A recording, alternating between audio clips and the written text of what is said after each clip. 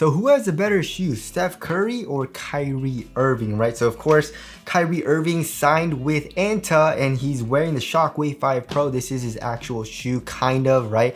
He doesn't, well, he's rumored to get a signature shoe next year, which we saw kind of like leaks on. But this is the actual shoe that he's been playing in, right, for the season. And he's had some crazy colorways, crazy PEs. Of course, it's Kyrie Irving.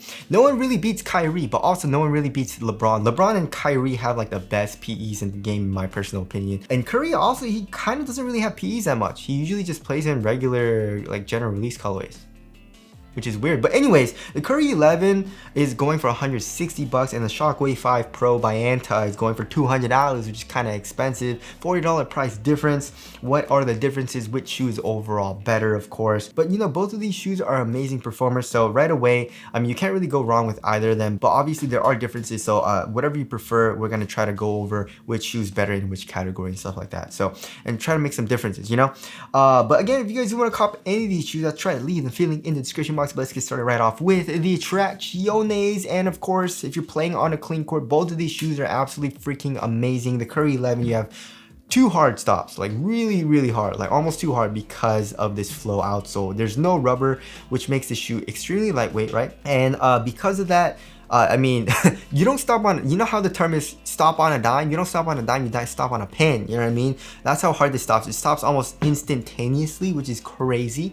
So obviously, if you've played in flows, you know. And then the Shockwave 5 Pro, with this rubber outsole, you have really good stops as well. But obviously not as hard as the Currys, you know? So if you're looking for really hard stops, then go with the Currys. But still, the Shockwave 5 Pro, if you're playing on a clean court, amazing stops. You have pretty much top tier traction, right?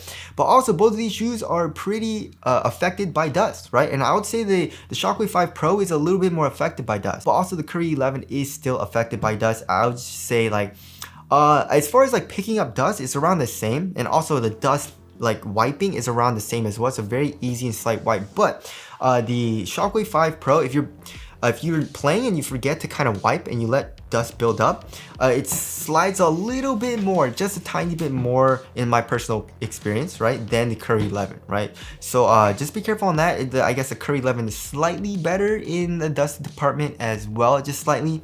But also, if you're playing on an outdoor court, obviously the Shockwave 5 Pro is going to be way better. I mean, you have rubber, you have actual rubber, the rubber's hard. So yeah, but if you're playing on indoor court, obviously the Curry 11 is better because, I mean, it's just flow you can't really beat. They really don't change it, which I guess is a good thing. But anyways, there's the traction there. Moving on to the heel to toe transition, they're both very smooth feeling shoes, and that's one thing that I love about both of these shoes. Like, if you want a smooth feeling shoe, like a very, you know, smooth, like for example, right here, the AR1, I guess we'll add another shoe into this mix, right? The AR1 is a very nice shoe. It's a very nice guard shoe as well, but it's a very like supportive and more stiff feeling shoe, right? So like, it doesn't really bend as much here in the forefoot. It's a little bit more stiff, a little bit more supportive feeling, right? I'm not saying that's bad. It's just like, it's what you prefer, right? But I like to have a very smooth feeling shoe most of the time when I'm playing. So both of these shoes are very smooth, right? So here in the heel, we have a nice curved shape.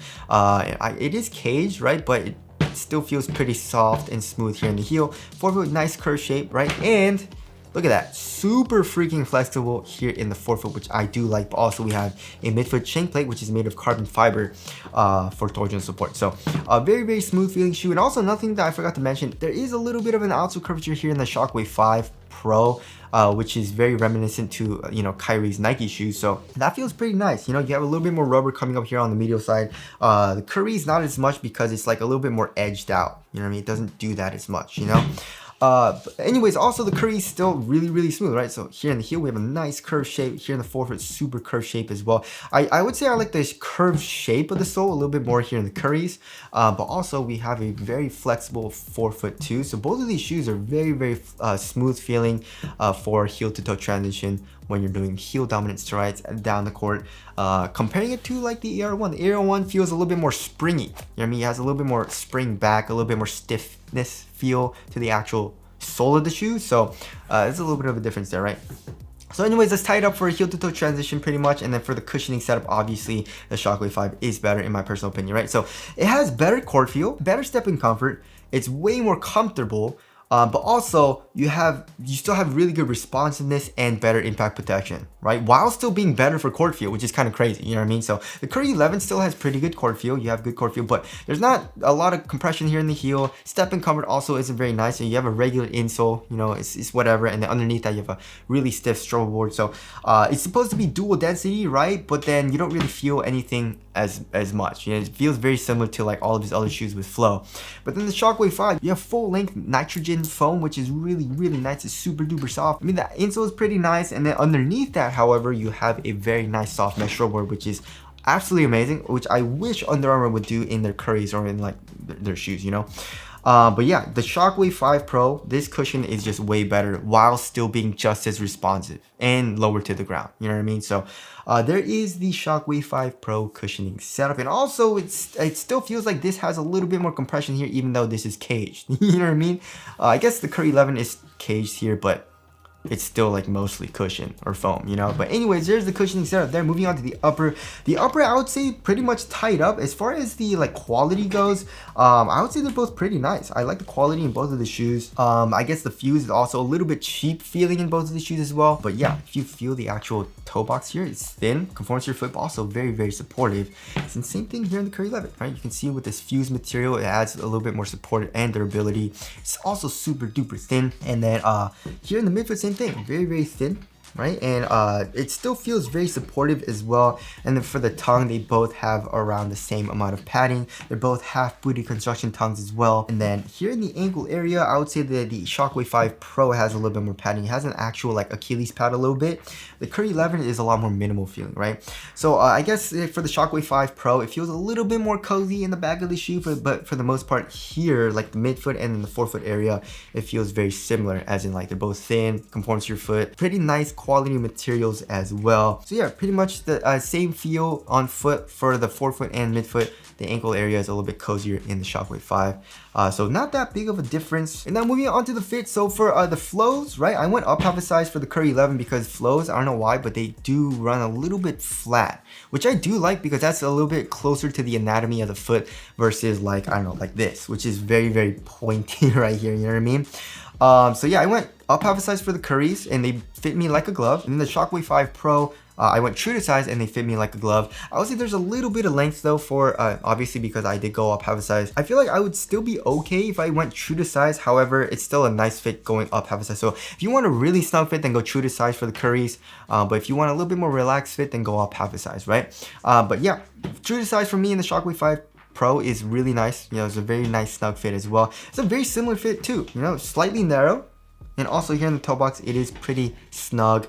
And so yeah, very similar fits for me. And also they both have like this heel tab, which makes the shoe very easy to just slip on here in the Shockwave 5 Pro and also here in the Curry 11. So a very similar fitting shoe as well. I would say the Shockwave 5 Pro is a little bit narrower here in the midfoot.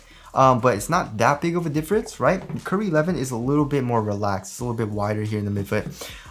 So there's that. There's a little bit of a difference there. And then moving on to the support and lockdown. They're both amazing, right? They're both really supportive shoes. I mean, yeah, for Kyrie and Curry, they need a good amount of support because they're doing a lot of cuts, right? So yeah, here in the Shockwave 5, I keep wanting to say Kyrie's, but here in the Shockwave 5 Pro, we have the like plastic coming up, acting in the sidewall here in the forefoot and also here in the heel, right? You can see that. And also there's an internal TPU heel counter, so lateral containment, you're gonna be good to go here in the Shockwave 5 Pro. Here in the Curry 11, same thing, right? You have a little bit of the foam coming up, acting in the sidewall. And then here in the heel, we have the foam coming up, acting in the sidewall, as well as an external heel counter.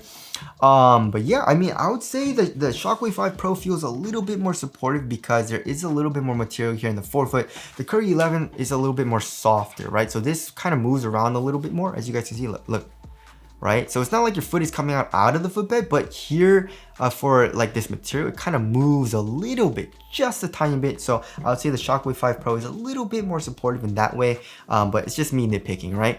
And then also for lateral stability, they're probably around the same width, right? Yeah, around the same. around the same width, so they're both very good for lateral stability, and I had zero issues with heel slippage or anything like that. My foot felt very locked into the shoe in both of the shoes, so support and lockdown, I'll pretty much tie it up. Besides for lateral containment, the Shockwave 5 Pro feels a little bit more supportive in that way, right? And now moving on to the weight, I mean, probably the Curry is gonna be lighter, right? This shoe is like 11.4 ounces or something like that. No, 11.25 ounces, and the Shockwave 5 Pro is like 12.3 ounces, right? So yeah, it's literally like an ounce lighter for the Currys, and it does feel lighter. It feels lighter, it feels a little bit more minimal as well, which does make sense, of course. The Shockwave 5 Pro feels a little bit heavier, but it's definitely not bulky at all, right? There's nothing bulky about the shoe. Probably the ounce that's coming from the actual shoe is just the rubber. You know what I mean? The rubber outsole. So yeah, I mean, if you're looking for the overall lighter shoe, then obviously go with the Currys, but they're both very responsive feeling shoes. They're both minimal for the upper as well. So there's that. Moving on to the ventilation, there's not a whole lot of airflow going through the Curry 11, but the Shockwave 5 Pro, I mean, here in the toe box right here, there's a lot of airflow, and also through this material, as you guys can see. Look at that. I don't know if you guys can see my finger through that, but it's very, very well ventilated. The Curry 11, not as much. I mean, there's not a lot of airflow through even this knit material on the medial side, but also here, obviously, with the fuse. So, yeah, the Shockwave 5 Pro has a little bit more airflow, so it's a little bit more well ventilated for the Shockwave 5 Pro. And now moving on to the durability, like if you're looking for a shoe that'll probably last a little bit longer, I feel like the Shockwave 5 Pro obviously will last a little bit longer because it has a rubber outsole, and the upper feels like a little bit more like, well, I guess like well made, or there's just like more overlays, there's more materials, so it feels like it'll last longer, right? Comparing it to like the thinner materials found in the Curry 11. And as far as the aesthetics go, definitely the Shockwave 5 Pro. Shockwave 5 Pro looks absolutely amazing. Some of the colorways that are coming out, the triple black colorway, the cotton candy colorway looks awesome as well. The Curry 11 looks okay. I mean, it's definitely not my favorite. I feel like the Curry 10 looks a lot better, or even like the Curry 4 low flow chart, you know?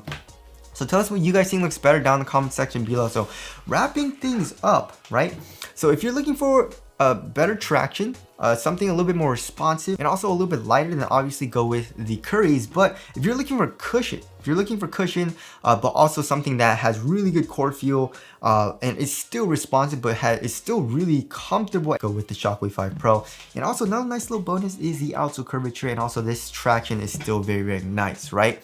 So yeah, they are very similar in the way of like, they're both really great guard shoes, but then I guess they're a little bit different in like, I guess like the weight department, and also obviously the cushion, you know what I mean? So in my personal opinion, I would pick the Shockwave 5 Pro a little bit more than the Curry 11, right? So if I want to go out, I'm like, oh, I want to play in a nice shoe, it's between these two, maybe like 60 or 70% of the time, I would pick the Shockwave 5 Pro over the Curry 11 because it still has good traction. It has the outsole curvature, of course. The cushion is better in my personal opinion, and then the upper is just as thin and minimal, but also it's a little bit cozier here in the ankle area, right?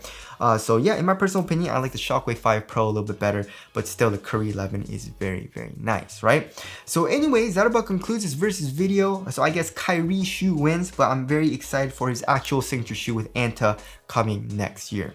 Again, if you guys do want to cop either of these shoes, I'll try to leave the link in the description box, but that's it. Thank you guys for watching, and I'll see you guys in the next one.